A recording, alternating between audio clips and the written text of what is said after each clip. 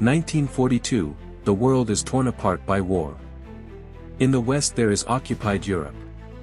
In the east, the Red Army is suffering huge losses, retreating day after day under the onslaught of the Wehrmacht.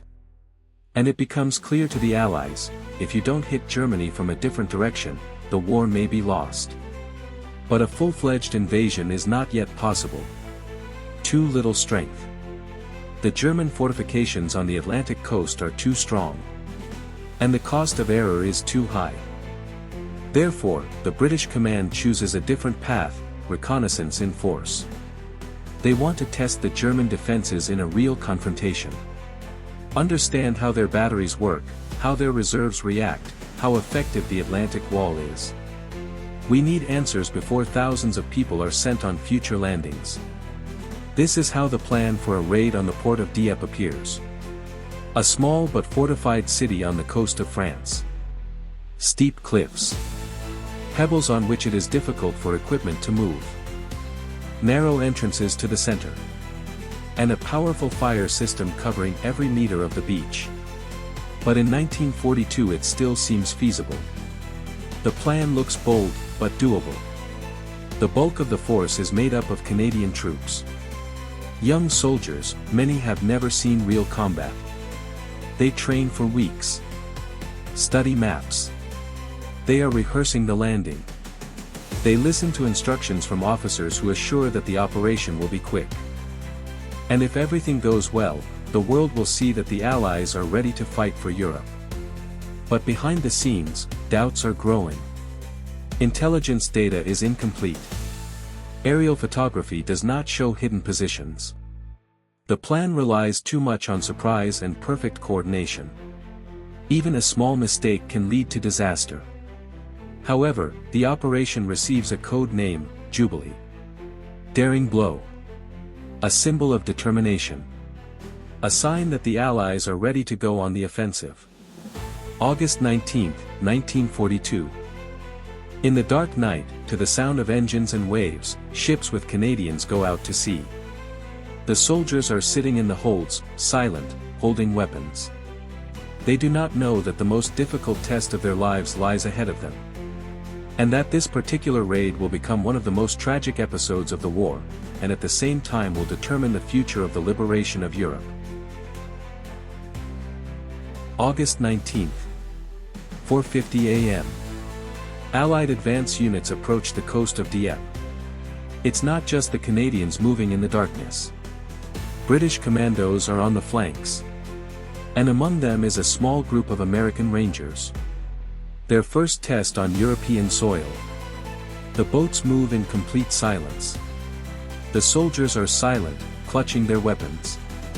On board number 4 British Commando is carrying equipment to destroy the German Gunville battery. Nearby are American observers. They will see everything with their own eyes, and survive.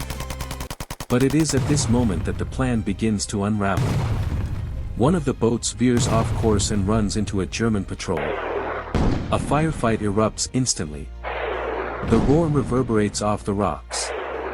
And the surprise is gone. The Germans raise the alarm along the entire coast. Tracers cut through the fog. The boats accelerate. Everyone understands, the enemy is already prepared. 5 a.m. The first Canadian units approach the beaches. The shore greets them with a barrage of fire. Pillboxes, machine gun emplacements, concrete bunkers. Everything comes alive at once. The commandos on the flanks also come under fire. Their task is to destroy the batteries that are firing into the sea. Some groups reach the shore. Others lose men while still in the water. The Canadians jump into the icy water. They try to move forward. But the pebbles slow every step. Heavy equipment drags them down. Bullets ricochet off the rocks. The Churchill tanks, supposed to support the infantry, get stuck on the pebbles. Their tracks literally sink into the rocks. Some vehicles don't even leave the landing craft. The infantry is left almost without cover. On the flank, British commandos are fighting their way to the battery. They manage to suppress some positions. But communications are disrupted. Support is not arriving. American Rangers are conducting surveillance, transmitting data to headquarters, unaware that the battle is about to descend into chaos. With dawn, it becomes clear. The Germans are occupying the heights. They see everything. Every boat. Every soldier. Every meter of beach. Waves of attackers come one after another. The Canadians are trying to break into the city. The British are trying to hold the flanks. The Americans are trying to record every detail of the battle. But the density of fire is enormous. Communication is breaking down. Units are intermingling. The commands arrive too late. In the first few minutes, it becomes clear, the operation is not going as it was depicted on the maps. But no one is retreating. Not here. And not now. This is only the beginning of the fight. And the cost of this struggle is already becoming terrifying. The sun rises over the Dieppe coast. And with the first light it becomes clear. The operation is collapsing. The Canadian units are trapped on the beach. German fire keeps them from raising their heads. Every attempt to advance is met with a burst of machine gun fire. The pebbles, which were supposed to provide cover, turn into a trap. Every movement is visible from above. Some groups still manage to break through to the embankment. They take cover behind walls and damaged vehicles, trying to coordinate the further assault. But communications are poor. The radio is cluttered with static. Commands arrive late or don't arrive at all. On the flank, British commandos continue the fight. They manage to destroy part of the German battery. But the resistance is stronger than expected. The enemy positions are stretched out. The firing points overlap. And every minute of the battle takes more and more strength. American Rangers conduct surveillance, spotting the location of German positions. Their mission is to gather data that will be useful in future operations.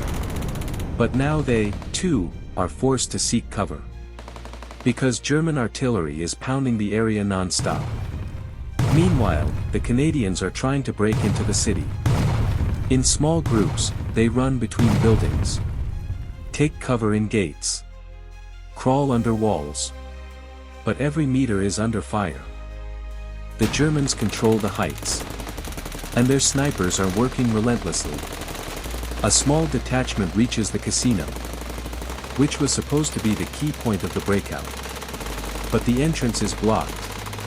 And inside are fortified machine gun positions.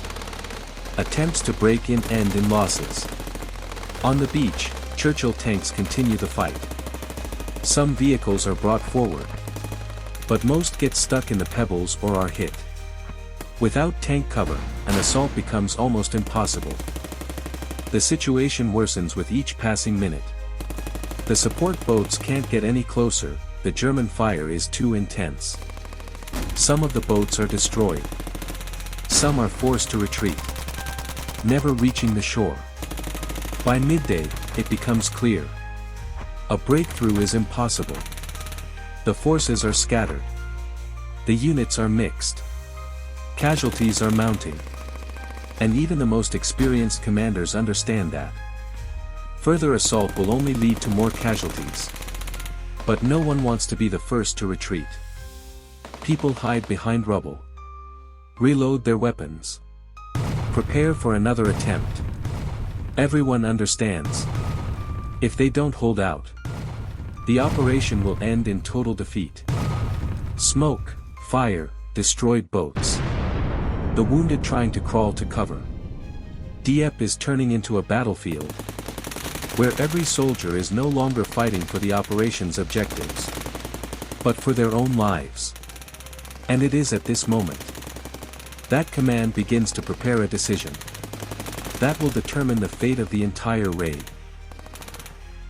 Midday over Dieppe. Smoke hangs low, as if weighing down the ground. It becomes clear, further assault is impossible. But the decision to withdraw doesn't come immediately. It's hard, almost as hard as the landing itself. The command understands, every extra minute costs dozens of lives. The Canadians, British, and American observers are no longer on the offensive, they're simply trying to hold their positions to avoid being swept away. The order is transmitted, prepare for evacuation. But getting it across is nearly impossible. Communication breaks down. Some squads hear the order immediately. Others, too late. The support boats try to get closer again. They move under fire, as if to the slaughter. The German batteries continue to fire without pause. Every boat is a target. Every meter is a risk. On the beach, the Canadians are retrieving the wounded. Someone is dragging a comrade by the belts. Someone is being dragged across the pebbles. The pebbles cut into their skin, dig into their palms. But no one abandons their own. They move toward the water, where a fragile hope still glimmers between the explosions. British commandos are retreating from the flanks, covering those closer to the center, withstanding the fire, retreating slowly, step by step, to give others a chance to escape. American Rangers are recording the latest data, collecting maps and notes, because they understand what is happening here will serve as a lesson for future landings. The boats are finally getting close enough. But getting close is not yet salvation. Soldiers are running along the open beach. Bullets cut the air. Some fall at the water's edge. The medics are turning back again, because abandoning them is impossible. A soldier on one of the boats looks back at the beach, which resembles a field of broken metal. Burnt-out tanks, wrecked boats, torn-apart boats, and the silhouettes of those who couldn't escape. By 1 p.m., the evacuation becomes chaotic. The ships are packed. Some boats leave under tow. Others sink, never reaching open water. The Canadians cover the retreat to the last. Some groups remain on the beach. Not by order, but by choice. To give their comrades a chance. By 2 p.m., the fighting dies down. Only the occasional shot and the roar of German engines. The beach is empty again. But not the same as it was in the morning. The raid on Dieppe is over. Almost half the forces are killed, wounded, or captured. This is a tragedy.